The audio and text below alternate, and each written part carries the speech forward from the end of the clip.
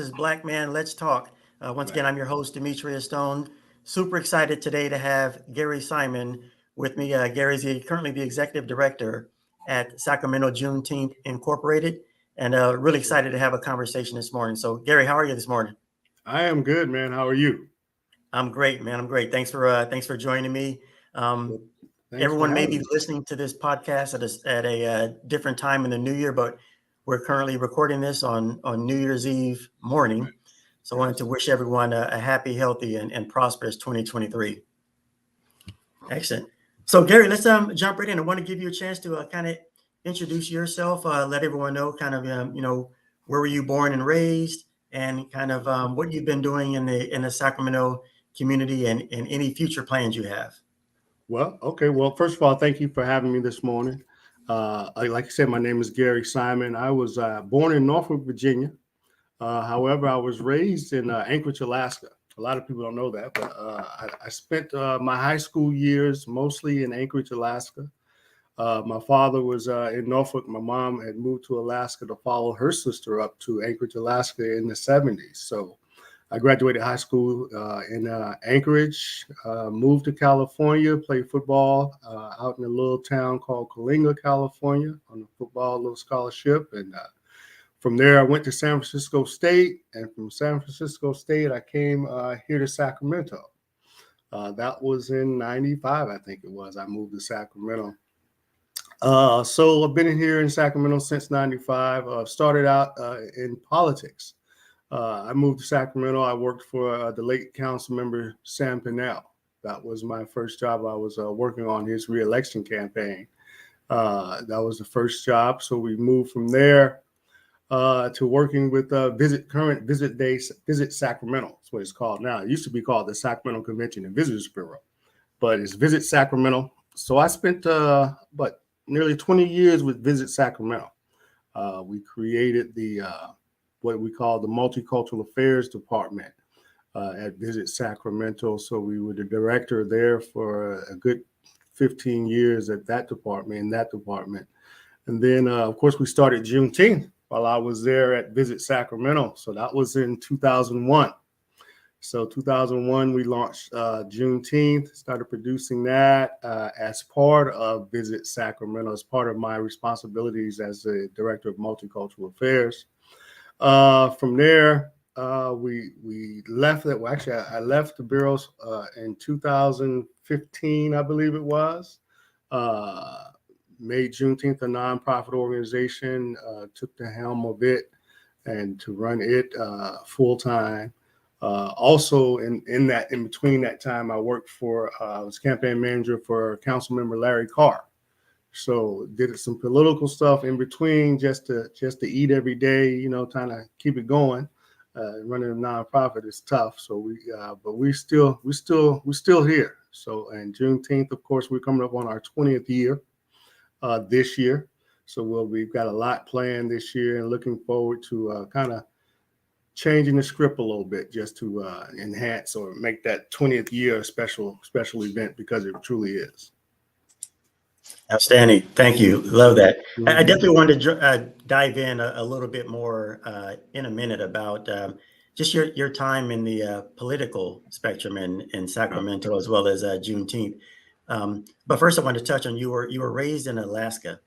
Right. I am always fascinated, especially when I get to talk to people of color, specifically Black Right. people, who Right. are raised in areas where Right. we don't typically see ourselves. So can you tell us about just growing up in Anchorage, Alaska, especially as an African American male?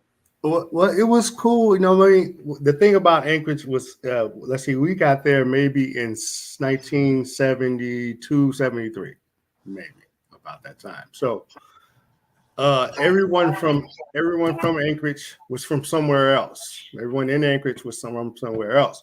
So I didn't really experience the racism. The built-in racism wasn't there because there were no real natives or no real folks that were claiming it as their town or whatever. And here you Black folks come because everyone was from somewhere else trying to make a better life. So you had to depend on one another. Basically, it's kind of how it worked out. It's kind of rough up there. They call it the last frontier. And it's those winters, it can get rough up there. So So we didn't experience that built-in racism. So I went to high school. My high school was maybe 2,000 kids. There was 5 Black families in Anchorage, Alaska in the 70s, and we all knew each other, and we all lived in the same area. But I enjoyed the upbringing in Anchorage because, you know, it was outdoorsy, it was all those things. But, and again, I didn't experience that racism until later. When I came to California is where I really got it in your face racism.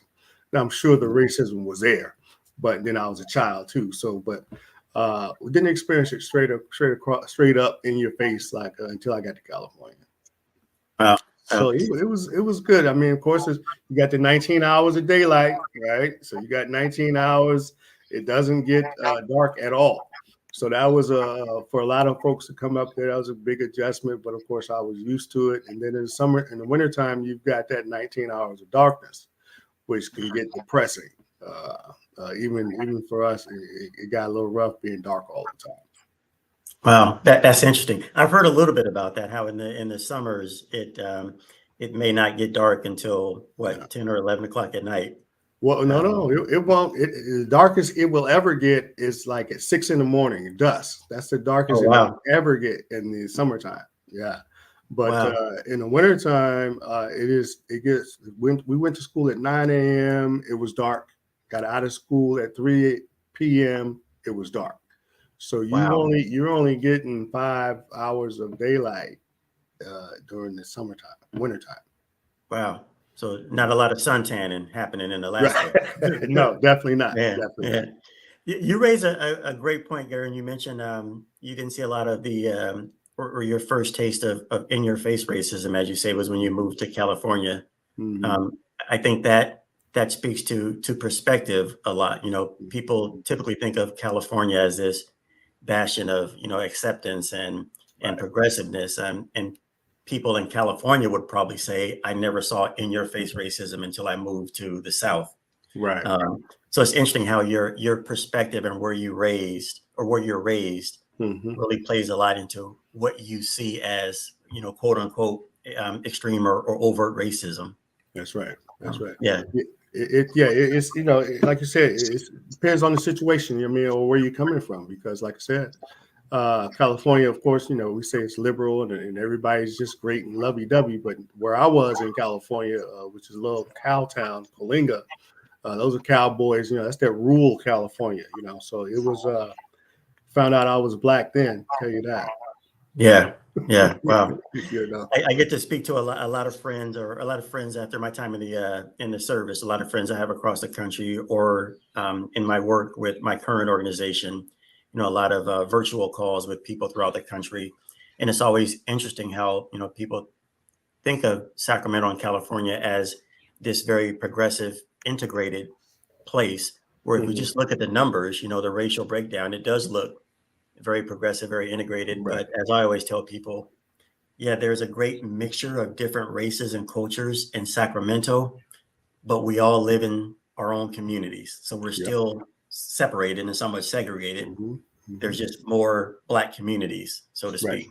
Right. Yeah. Well, you know, in 2001, Time Magazine designated Sacramento as America's most diverse and integrated city. And that was a designation that I played upon, you know, in my multicultural affairs as a selling point, talking about the diversity of Sacramento. And actually, you know, we were able to recruit a lot of good businesses to Sacramento just because on that integration piece. But it's still, you know, I mean, we still, like you say, we're separated. We're still segregated. We still are not integrated in all of the neighborhoods and the communities. What the integration comes about is because of the state jobs. I mean, because we're state-run organizations, so a lot of the companies or state-run organizations are doing the hiring of different people, but you know, we're still separated. Yeah, absolutely. Tell us a little bit, Gary, about your role. You mentioned one of your first jobs when moving to Sacramento was working with Mr. Pinnell. Tell me about your work with Sam Pinnell and Larry Carr in politics, and specifically, what are some things that you learned that maybe were surprising to you or that you didn't know once you got heavily involved in local politics? Well, working for Sam Pinnell was a real eye opener. The late Councilman Sam Pinnell, he was the go-to for the Black community. He was the go-to guy for the Black community, and I mean that by if you had a problem with anything, I mean, you know, folk from city messing with your garbage, ain't picking up your garbage cans or anything city related, everybody came to Sam Pinnell. And Sam would go in there, man, and he make some changes, you know. He was a real advocate for the community, and I mean the Black community, and everybody was going to Sam. Sam was the guy. I was on the front end of that, and I'm really appreciative of that. So I moved here to work on his reelection campaign. He was running for his second term in office, and I was able to get out in the community. You know, I was the guy on the ground. You know what I mean? Get the flyers out, get the people to the events, do some of the fundraising, get on the phone, the whole thing. You know, it was an awesome experience. Sam was he was a good guy, and you have to excuse my birds are chirping. Can you hear my birds? They're chirping away, man. That's a peaceful sound. I like it. But Sam was he was the godfather, man, and I learned a lot. I learned that the political game is a real game, and we don't know, as a people, we don't know that game. I call it a game. I declare everything's a game. That game is another game that we have not been versed in, don't know the rules to. So until you learn the rules of that game, then you won't get the rest of it, because the politics lead into the economics. The economics lead into the social stuff, and all of these things roll around with economics and power. And that's what the political piece is about. It's about the power. Yeah, I love that. You mentioned, especially I want to touch on that. The as you mentioned, it is a game, and there's a lot of things in life that would probably fall under that category, whether you call it a game or a way of doing things or whatever Right. that may be. Right. And I think a lot of times, you know, some of us who may be disenfranchised people or communities, you know, feel that we don't want to be involved in it because it's a game, but just because we don't want to be involved doesn't mean the game stops playing. That's right. That's Still right. gotta The be game played. continues. The game continues. Yeah. So Yeah, absolutely. Did you have any part on that? When was the Sam and Bonnie Pinnell Community Center constructed? Was that in the that 90s? was well, it was the center was Sam. Let me see. I'm trying to think now. Sam had started building that community center before I got here. So the center was constructed. It had to have been early 90s. Okay. Yeah. So because I know it was named. So then when Bonnie got into office, they named it Sam and Bonnie Pinnell Center. Right. So I was there. I got there. So the center was up. The center was up when I got here. So that had to be the early 90s, and I got here in 95. So. Okay, I was trying to recall when it was constructed. The years are flying by as we get past our 50s and beyond. True enough. Like, man, that was in the 90s. I was an adult back then. Yeah, that's right. Yeah, amazing. So I'm curious, Gary, what are your thoughts? As we just mentioned, the game of politics. What are your thoughts, recommendations, just your opinion on how we as Black people, as African Americans, how can we get more involved in the local politics? How can the average citizen, whether it be running for office as a city council member, which of course requires a lot of fundraising, connections, et cetera.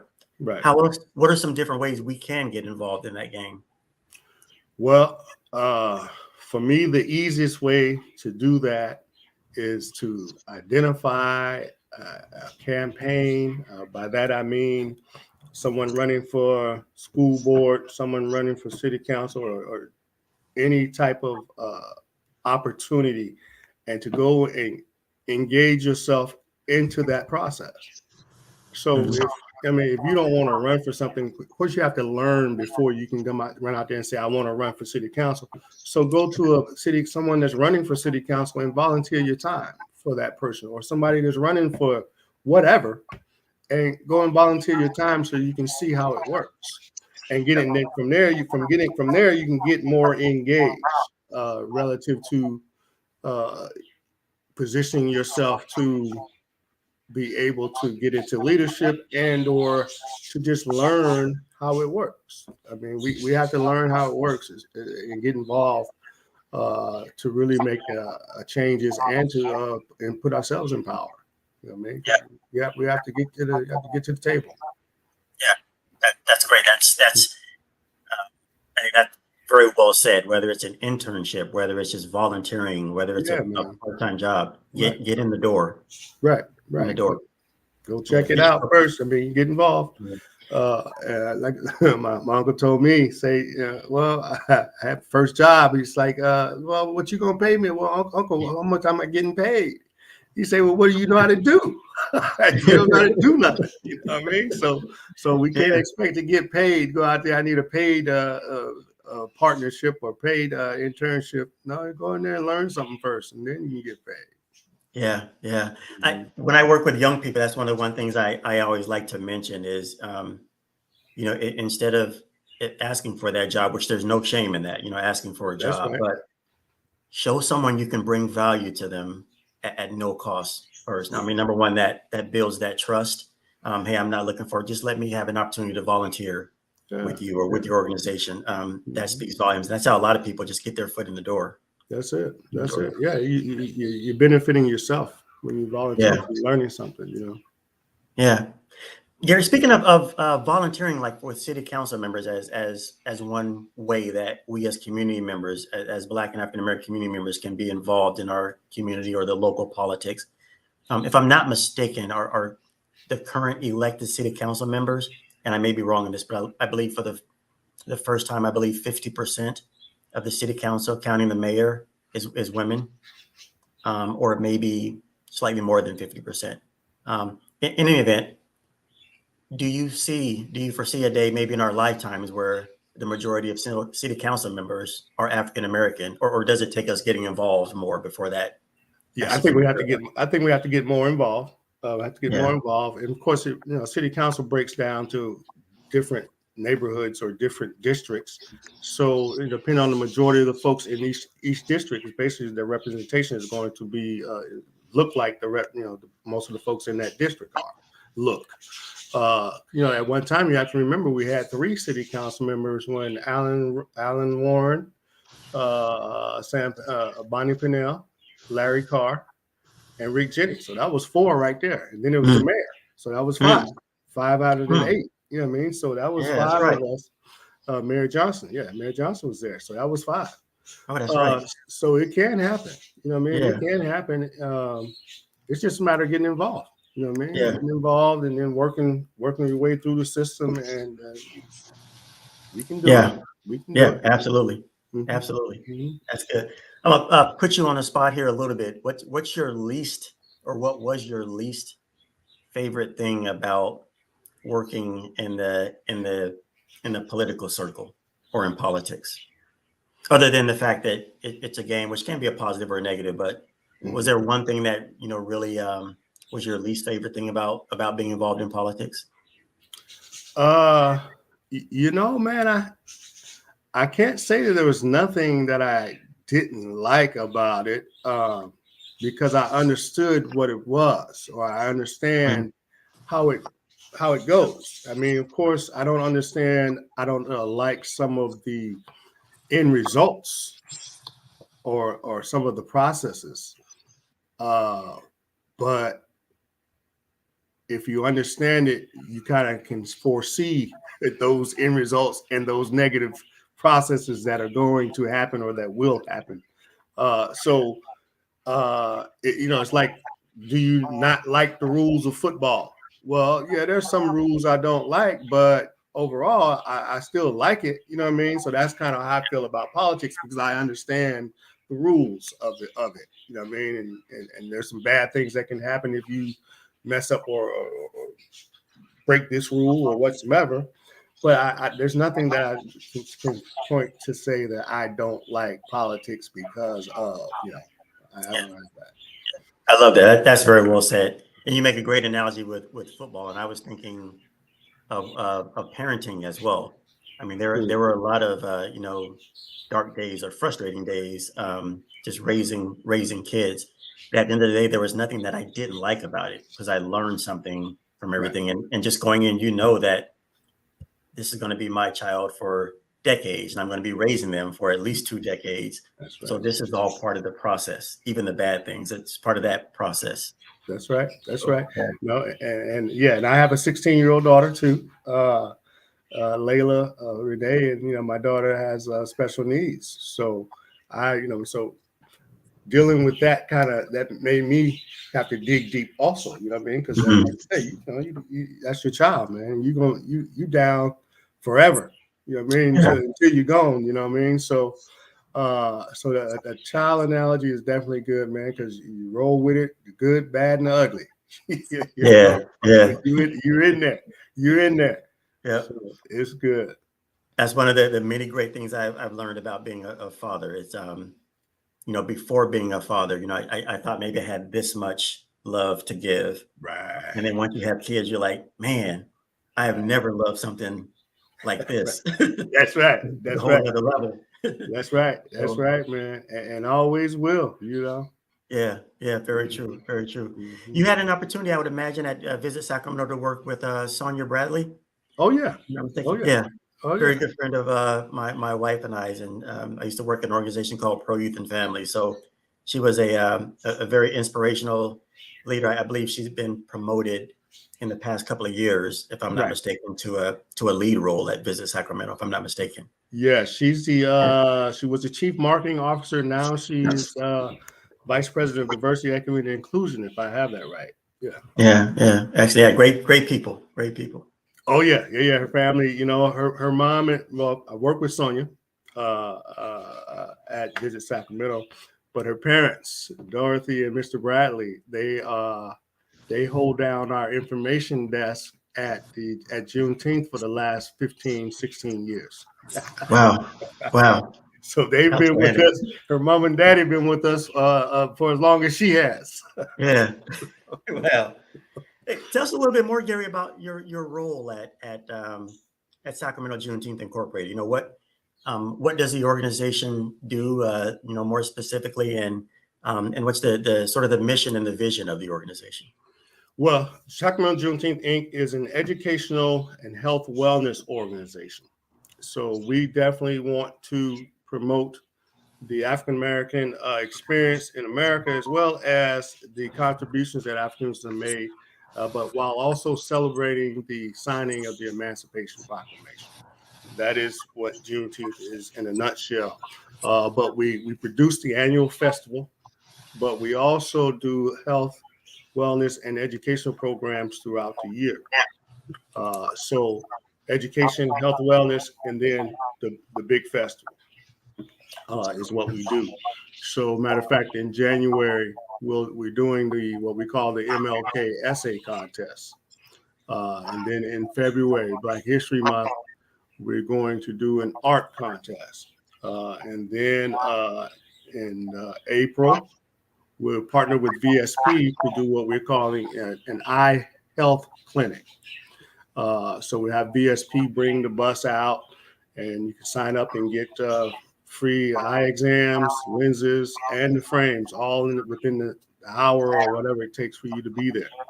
So we try and keep the education and health wellness, and then we cap it off every year with the festival.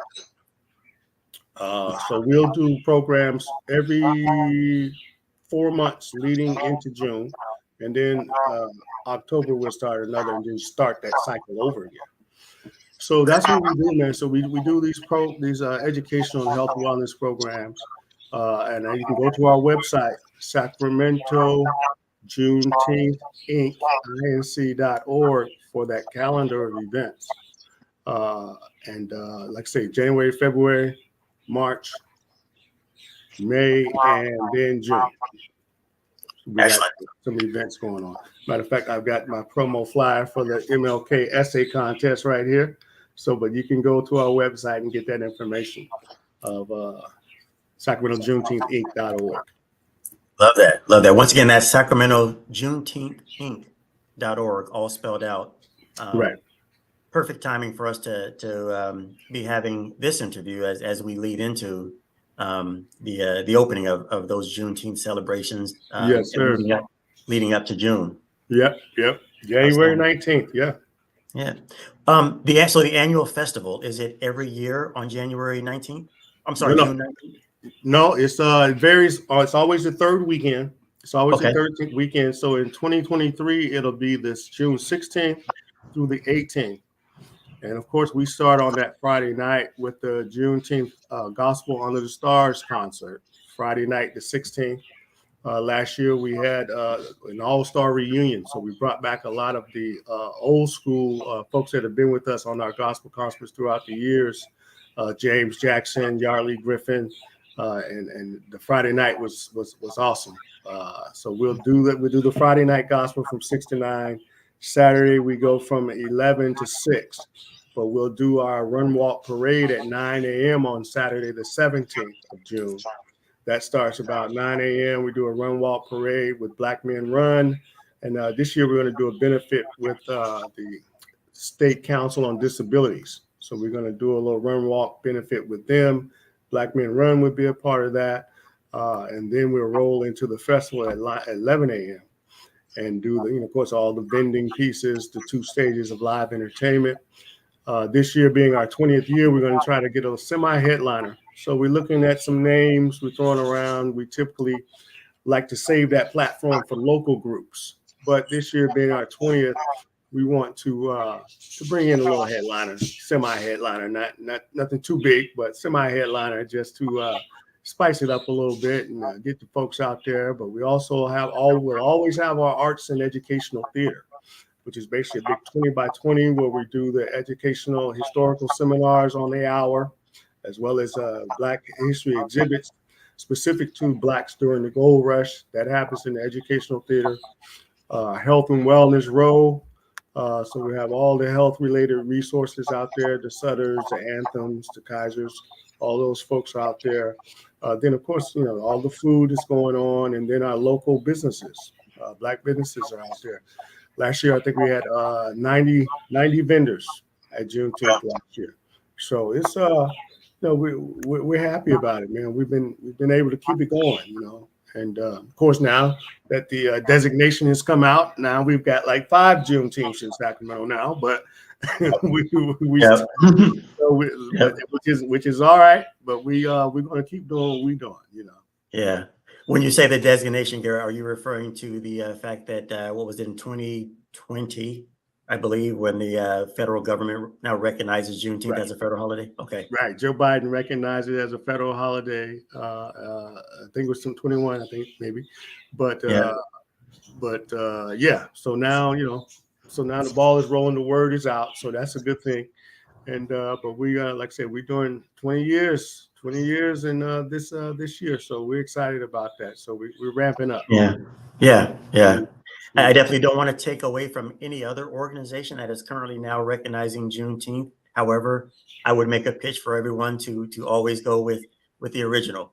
So Sacramento Juneteenth Inc. They've been doing this for a couple of decades. So they're not new to this now. This has been made a federal designation. So so this year again, everyone mark your calendars, June 16th, 17th, and 18th. Yes, sir.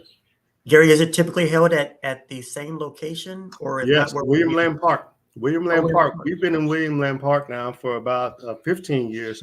When we first started, we were over in Granite Regional Park.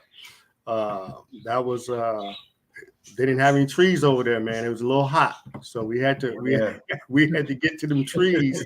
So we've been in William Land Park for the last 17 years or so. Yeah. That's a great spot. I'll just say, for those of us who grew up in Oak Park or the South Sacramento area in the 70s, remember that William Land Park was the place where you had your family get-togethers and gatherings. So such a mature neighborhood, very huge park also. So Oh yeah, and it's beautiful, man. And yeah, I know when I was here, and they used to roll through used to ride the circle. Everybody on Sunday, I think used to ride the circle, yeah, hang out, and all that. Yeah, yeah. so, I remember Man, that those was. days too. So, I but yeah, think that William Land continued Park. even into the 80s. I remember being in high school, and that was the spot on Sunday afternoons. Yeah, You yeah. always cruise around that circle by Sac City College. Okay, Yeah, okay. yeah, great spot there. Mm-hmm. Great. What would you say is one thing that a lot of people don't understand, or maybe misunderstand about Juneteenth? Well, we don't understand. We don't understand or the history or the reason for Juneteenth. I mean, it's amazing that a lot of us, and I mean, a lot of us don't know the history. Let me just say Yeah, that. The, the history is that on June 19th of 1865, the Union Army went to Galveston, Texas, and declared all of those folks in Galveston, Texas, were free. So that's where Juneteenth started. yep, But Abraham Lincoln signed the Emancipation Proclamation in 1863, 2 years prior to that, right, right? So, but when he signed the Emancipation Proclamation, that was really for all those enslaved in the South so that they would go and fight for the Union Army. yep, So it really just encompassed those in the South, but it still applied to everybody. But that was really his intention, was for those in the South, but it applied for all those enslaved. yeah, So, so that history, and then the 13th Amendment came about in 1863, which freed everybody. So the yeah, 13th Amendment, which outlawed slavery, is what outlawed all of the slavery with the 13th Amendment, which yep, happened later. But the fact that we don't know that history. I mean, a lot of us don't know yeah. that history. And what is Juneteenth? I mean, I teach over at Sacramento High School. I substitute teach over there. So what's Juneteenth? Yeah, I don't know. You know what I mean? So of course I educate them on that. But you know what I mean? And the only reason, strangely enough, only reason I knew Juneteenth was because in Anchorage, Alaska, we celebrated Juneteenth every year. Wow. In Norfolk, Virginia, we didn't celebrate Juneteenth. Of course, they didn't want to celebrate Negroes being free. You know what I mean? In the first slave state. So I Yeah. didn't know anything about Juneteenth in the South. I Wow. learned about Juneteenth living in Anchorage, Alaska, where we went to Juneteenth every year as a kid. You know what I mean? And that's how I knew Juneteenth. And Yeah. but I didn't learn it. You know what I mean? Like I said, in the lower 48, as we call it. I learned Yep. it in Anchorage, Alaska. My mother told me, you know what I mean, but told me about it. But we don't we don't know the history. And I think that Yeah. applies to, we don't know a lot of our own history. Yeah. All we know is what we've been told. Right. When we've got YouTube will break down our history so quickly for you. You know what I mean? You don't even have to read a book. You can sit there and look Yeah. at video and learn more about ourselves than a 50-year-old, myself included, would have learned in school. Mm. Yeah. Yeah. That's fascinating. First of all, kudos to you. I love the fact that you are still teaching and giving back at Sacramento High School. I'm a graduate of Sac High, class of '87, so I definitely Okay. am happy to hear that there's especially in light of the fact when I was at Sac High in the '80s, '84 to '87, I don't remember a black male teacher. Oh wow. So super excited to have you substituting there. Yes, sir. Yes, sir. Yeah. Yes, sir.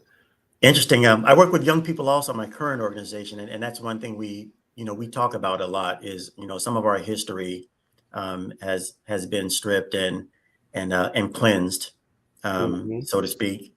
And oftentimes, we talk about this was never taught to us, which is an absolute fact. However, with the advent of this super internet we have, everything can be learned. You can absolutely, as I tell my kids all the time, use your smartphone for smart stuff. Yeah. You have no excuse not to know. You know what I None. mean? There's no reason not to know. That's what I tell kids at school. Google's a beautiful thing. So there's Yeah. no reason for you not to know. Right, right. I also tell everyone, it's a little analogy I make, your connections, as you mentioned in politics, getting to know people, getting your foot in the door. And I always tell kids I work with, it's kind of like Google. Google is probably known as this knowledgeable tool that Right. knows everything. But quite honestly, Google doesn't know a thing. If you search for something in Google, it tells you 100 other people that know about this thing, essentially by giving you 100 websites to go, well, I don't know it, but I know someone who does know it. And it's Right. sort of similar, making those connections. You know someone who knows someone who knows, and that's kind of what Google does. Yeah. That's Yeah, the key. I used to call it the middleman. Be the middleman on yeah, everything. Be the middleman. absolutely, Yeah. absolutely, so true, so Yeah. true. What drew you into teaching at the substitute level? I coached there. I used to coach at Sacramento High School. I coached Oh, basketball at Sacramento High School. This is when I was working at Visit Sacramento. Brian Mitchell was the basketball coach at Sacramento High School. yeah, Okay. he coached the girls for a little while also. Yeah. All right. So Yeah. Brian, so I had went down to the Salvation. I just moved to Sacramento. And I went down to the Salvation Army to see little Daryl Roberts and had the little the basketball league at the Salvation Army. Yep. So I went down there and watched a couple teams, and then turns out they were looking for a coach. So I was like, yeah, I'll coach some kids, and didn't know, I had coached before from the Bay Area. So anyway, so they gave me the bad news bears, man. So they gave me all the kids that didn't make the team, right? so I got all the bad. I got the bad news bears, and we ended up winning that doggone tournament, man. Wow. Brian was coaching, Charles Kidd was coaching, all these supposed coaches, and I ended up beating their tail, man. And so Brian offered me a job after that. That's how I started working for Brian Mitchell. Brian said, "Hey, man, I need a freshman coach." So I started working. I became the freshman coach at Sac High. That was in '97. Interesting. So from '97 to 2001, I was the freshman basketball coach over at Sac High. Oh, wow. Yeah. So I did that, man. This is while I was still working a full-time job at Visit Sacramento. But my boss was cool. He was a basketball fanatic. So I'd leave work at 2:00, 3:00, you know what I mean? Whatever. Go to games. Right. He was cool with it. So yeah, man. So I did that stint. So then when I left Visit Sacramento, this is 10, 15 years later, then I would say, well, let me go get me let me take that CBEST and get me a substitute credential just because when I launched out there on my own, I was like, well, I gotta eat sometime. So let me get somewhere I get some money coming in here every now and then, right? So that was a subbing thing. So I ended up at Sac High. So once I went over there, I was like, boom, okay, I don't need to go nowhere else. So I've been there on and off for years now. Yeah. I love that.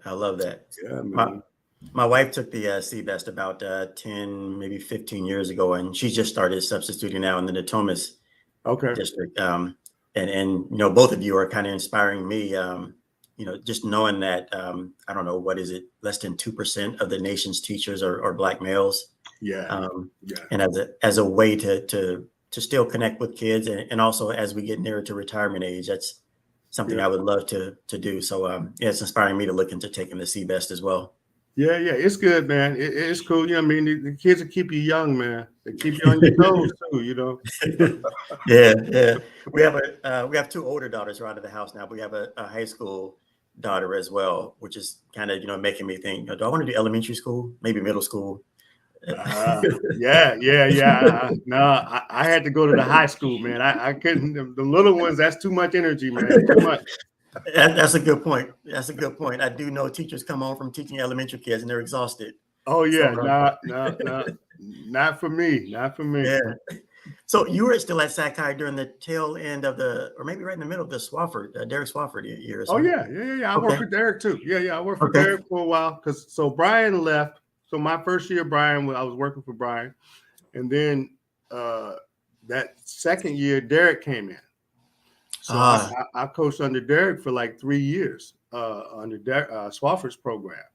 Okay. Yeah. So matter of fact, me and Swafford's still cool now. He's over at Fortune, and so I Yeah. get his kids come over and help me with Juneteenth every year as well. Yeah. Yeah. That was some great insight on Brian Mitchell's part also to see, man, this cat took these kids Yeah, man. with the road and he beat us. I should have him on my staff. Hey, and I always tell that story too, because them cats, man, they just gave me the bad news bears, you know. Expecting that and, we just need somebody and we to made work. it work. We made it Yeah. work. I love that.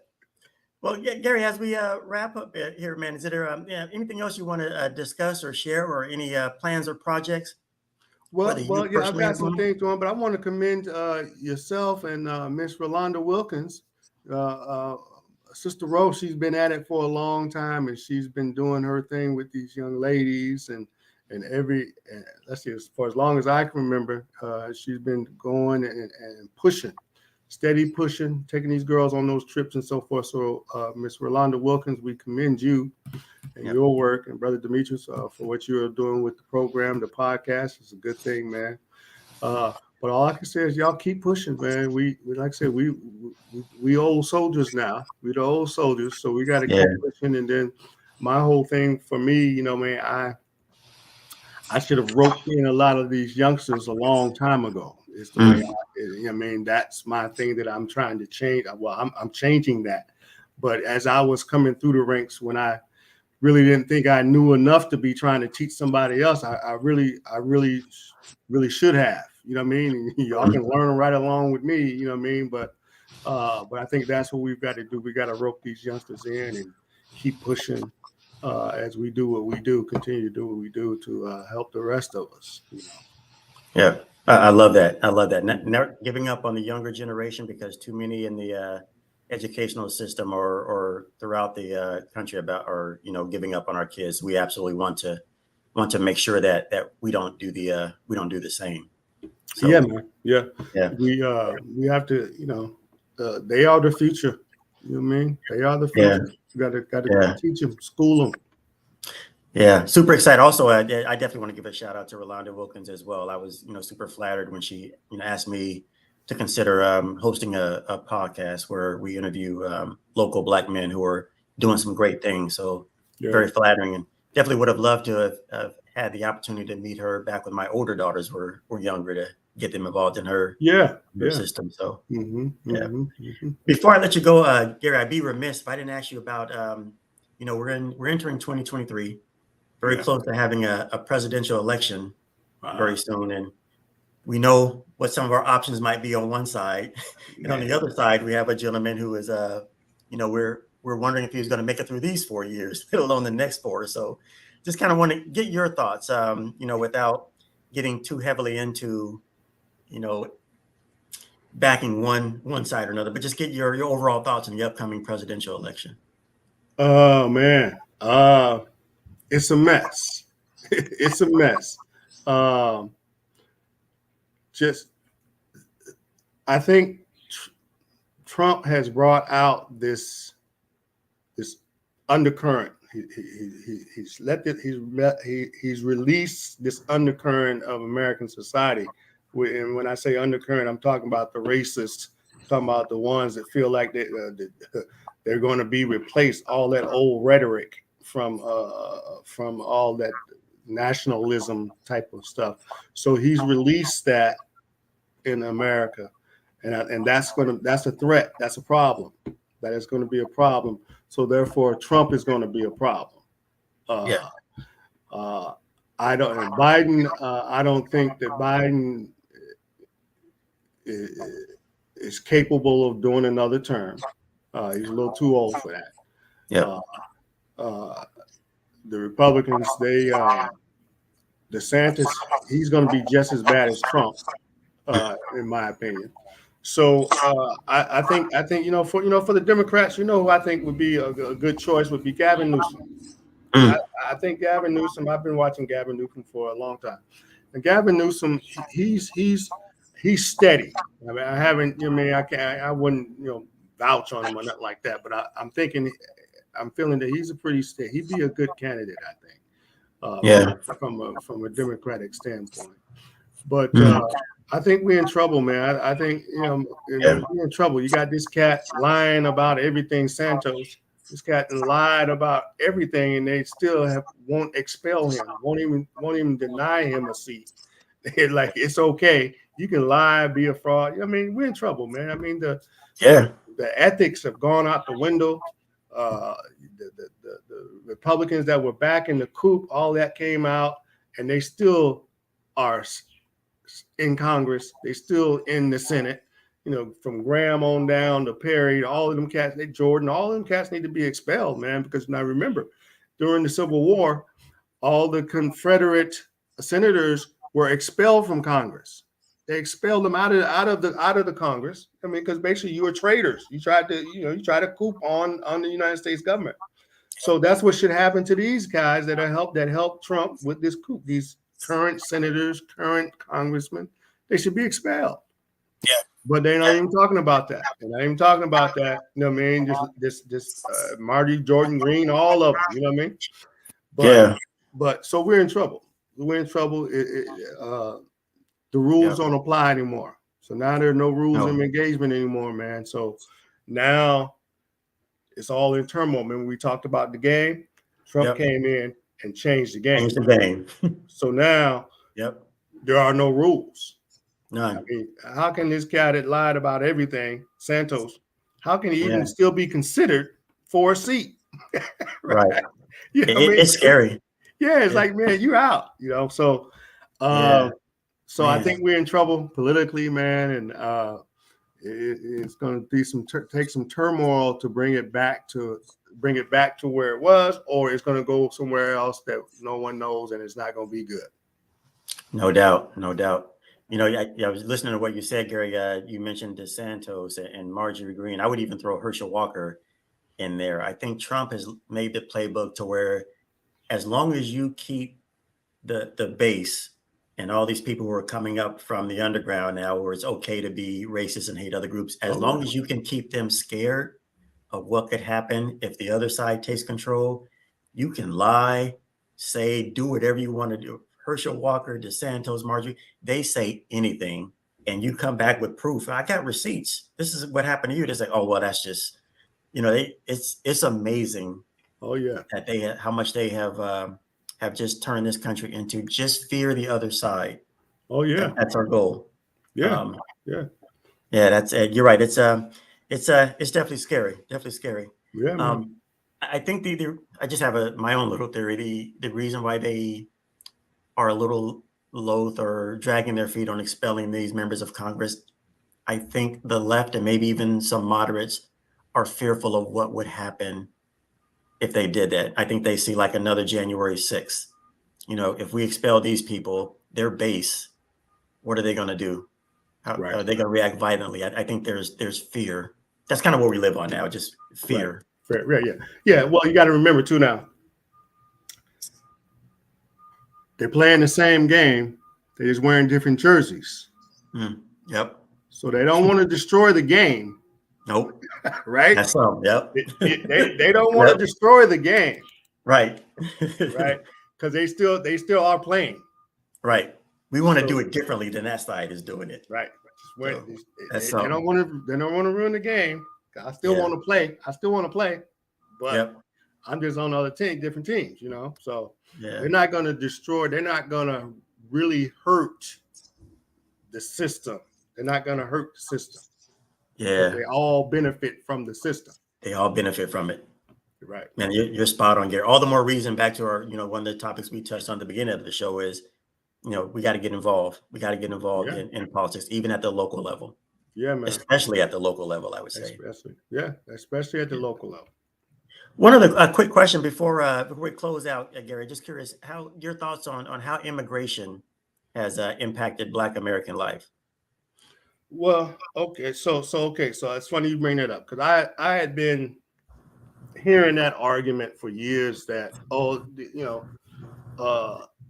these Hispanics and stuff are hurting the Black people. I mean, it's going to hurt Black people, and I didn't see it. I didn't catch it initially, and I still don't, kind of, sort of. But it's too many people, man.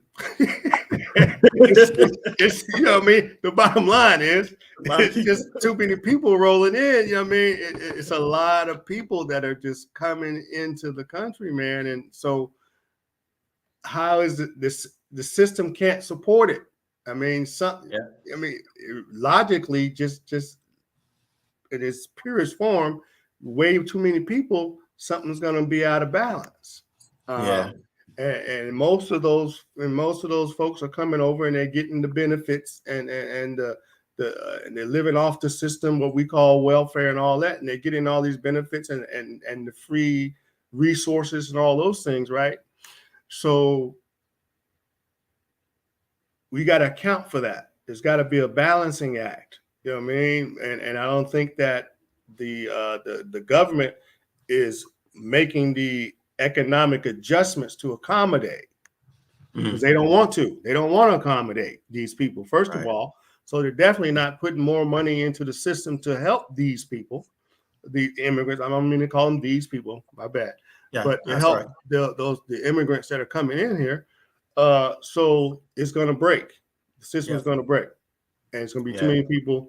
And then it's going to add to the he versus you versus me situation. It's going to create more problems. And of course, the only ones that are going to be fighting are the black and the brown going to fight over the crumbs.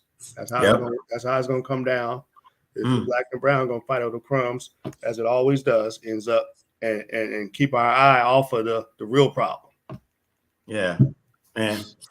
Yeah, that's definitely something we don't talk about. We don't talk about a lot, the impact that it has on Black American life as well. I'm always just curious on how we learn from history. Would you say these times do you see any similarities between our current times and maybe what was happening after the Civil War, or maybe even after the Civil Rights movement of the 60s? Do you see any similarities and anything that sort of gets you alarmed at what's happening today just based on history? Because I like that saying that from, I think it was attributed to Mark Twain. I don't know who was actually responsible for it, but the saying that history doesn't repeat itself, but it rhymes. Oh yeah. Well, you got to remember during Reconstruction. Okay, so after the Civil War, then the U.S. went into what they call the Reconstruction era. This is in 1867 to 77. All right, so now we're going to reconstruct the South and that's where we got that term, give the black people 40 acres and a mule. We had the Freedmen's Bureau, all of these things to make up for the wrong that was done, right? The Reconstruction era. So current times, what's happening today is kind of like the opposite of the Reconstruction, where they're trying to give back to the black or to make up for the wrongs. Now they're trying to give back to the white to make up for trying to give back to the black. So all those advantages that they gave to the black, they're trying to take all those back now, right? And what's that? The critical race theory. We don't want you to teach. We don't want my little white kid to feel bad that he enslaved black people. But what about all the years that you taught how I was a slave?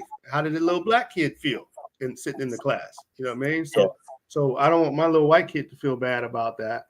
And critical race theory to the what's the other thing that they're talking about now? The on how the voting. So now they're talking about they're all putting it under they're taking the voting rights away too, but they're putting it all under auspices of teaching sexual equality. But that's not really what it is. That's just the cover point. The real issue is we don't want to teach the real history, the real American history.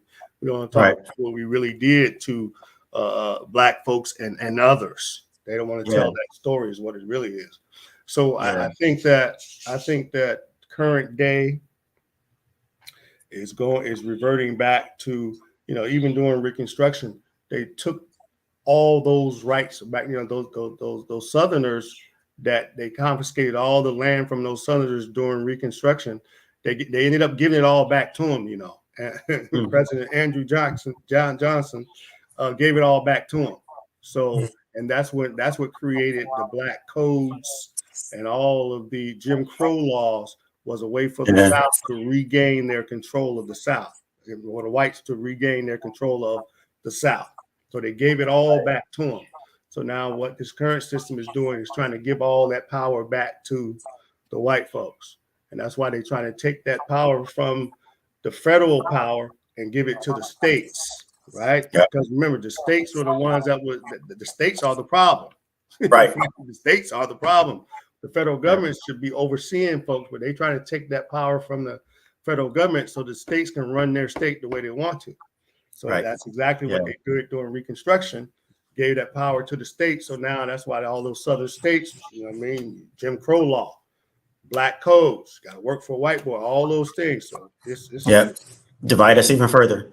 Yo, yeah, man. Oh, yeah. Divide and oppress. Divide and oppress us too, you know? Yeah. The critical race theory, or the whole opposition to it is really just what's not fascinating to me, but I should never be surprised anymore. But yeah, just the pushback that it gives. It's that feeling of, you know, we don't want our white kids to know what their grandparents really felt about black people, what their great granddad and great grandma really felt about black people. Sort of reminds me of those two famous photos from the 60s. One is of Ruby Bridges when she was integrating a school in the South, and you have all the U.S. Marshals. Oh, yeah. Who were the only people in the picture sort of quote unquote protecting her. And just as famous at the time was another photo, and I forget the young black woman's name, but she was a 16-year-old walking to school, and there's an angry white mob of mostly women walking behind her, yelling at her, throwing things at her. I've seen that picture, yeah.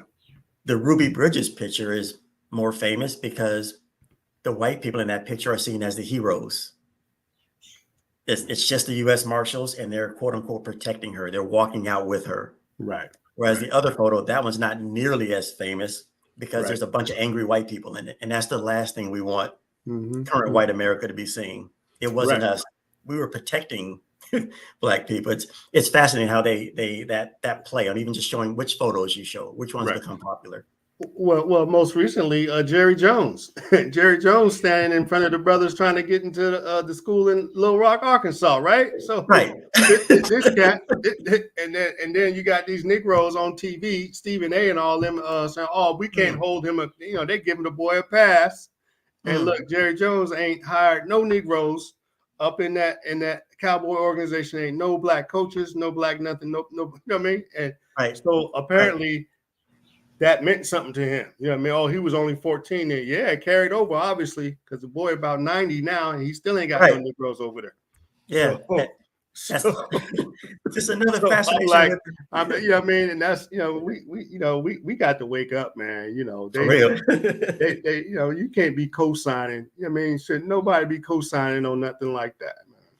Yeah, that's just another example, as I guess the defense of Jerry Jones was, hey, he was a young person. He was a teenager. We all make mistakes as teenager. The problem is we pay for it with our lives, whether it's Tamir Rice, name any black male, you are responsible for your actions at 13, 14. Whereas this high school white kid in Arkansas, he was just a kid. So we all know how that goes. That's a whole nother story. Yeah. Well, you're 90 years old now, brother. Well, what have you done? What have you done since then, man? You got any Negroes over there now? Still don't. Nope. Still don't. Man, come on. Speaking about helping others, one other question I wanted to ask you before you go, Gary, is just recently there was an African summit where a few weeks back where the U.S. president back promising, or maybe the African summit requested the United States help Africa by promise, $65 billion or something similar. And we've already given Ukraine almost that amount. Just what are your thoughts on that? Or do you have any thoughts on that? Have you followed that story? Man, yes, I have some thoughts on that. They should not be giving Ukraine $54 billion, first of all. Well, let me not say no. Let me not say that. I don't think that it's justifiable to give Ukraine $54 billion now for their aid and so forth. When in this country, the homeless situation is completely out of control. That's a national emergency. Yes. For now, Ukraine. This is the same Ukraine that Trump tried to steal the money from to help him fight off Russia way back when, right? So now, but no one's talking about that. Trump tried to make the man tried to hold the man's weapons so that he can get some dirt on Biden. You know what I mean? Just some shady stuff, man. And but nobody's talking about that. And then the current White House turns around and gives Ukraine after Russia invades, because basically that's why Trump held the weapons so that Russia could go in there and tear their tail up, which they did. And now Biden wants to go get these people $54 billion. It's just it's backwards, and the same with Israel. Israel should not be getting all this funding and support. And like you said, the Africa piece, Africa, the U.S., France, Spain, Germany, all these, and China at this point are all just raping the resources of Africa, and always have. Always just been a resource mining country for them. They go over and steal all of the people and all of the resources and leave the people destitute. And they pop up these governments, corrupt governments. I mean, you know what I mean? Let's just call it like it is. So I'll give one person a whole bunch of money and so to justify me coming in and taking everything I want. And that's what creates that corrupt government in Africa. And and it's sad. And I don't know how you stop that, man. You know what I mean? I don't know how you stop that. That's my thoughts. It's a terrible thing. Yeah, I would completely agree. And you're right. You haven't heard any, at least I haven't heard any huge backlash about what we've given Ukraine, because the story is spun to make it seem like this money, there's a return on investment, our safety, our democracy. No one questions that. But yet there was a recent report that said recently that California can cure the entire homelessness problem over the next few years at a cost of about $8 billion.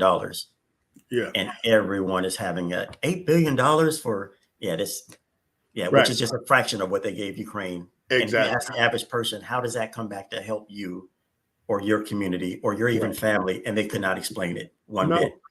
No. I could explain in a minute how not having homeless people in this state would greatly impact and improve our community. Right. Having homeless people on the corner, that helps me a lot. You know what I mean? Put them people somewhere. Yeah.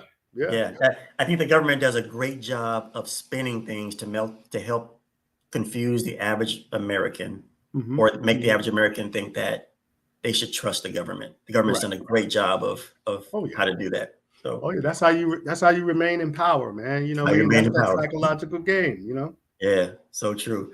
Last question here, Gary. I mean, I love this conversation, great in-depth conversation. But one of the questions I wanted to ask was just to get your thoughts on reparations and what should be our focus as Black people in 2023, in your opinion? Man, as we now reparations. Okay, so reparations. Yes, we are owed a whole lot. Yes, we deserve a whole lot. And cash. If you're gonna do something, it's cash. I heard one pastor say, "I want some land." Pastor say, "I want my 40 acres and some cash." Right? And I was like, you know what? That is a good thing. That's a good thing. But I don't know how they're gonna formulate that distribution. That's right. Now. Right. I'm not saying that they shouldn't do it. That's not going to be the reason not to do it. But I'm just saying, I think now the figure is what 300,000 per person is what I've heard, or something like that.